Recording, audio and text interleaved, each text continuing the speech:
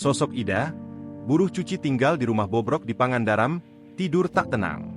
Inilah sosok Ida Nuraida, seorang buruh cuci yang selama ini tinggal di rumah bobrok tanpa atap di Pangandaran, Jawa Barat.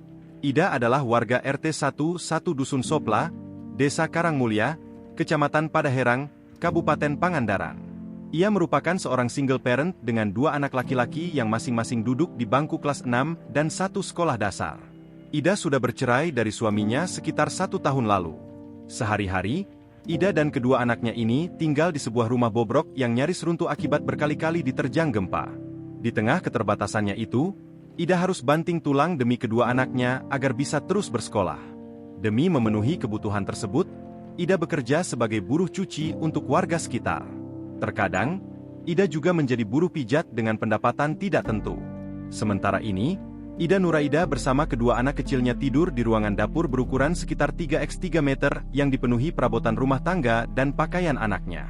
Dapur kecil berukuran 3x3 meter beratapkan seng yang sudah rusak ini jika kondisi hujan deras banyak air yang masuk ke ruangan tempat tidurnya.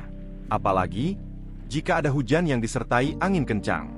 Ida menyampaikan, rumah kecilnya dibangun sejak suaminya masih bersama.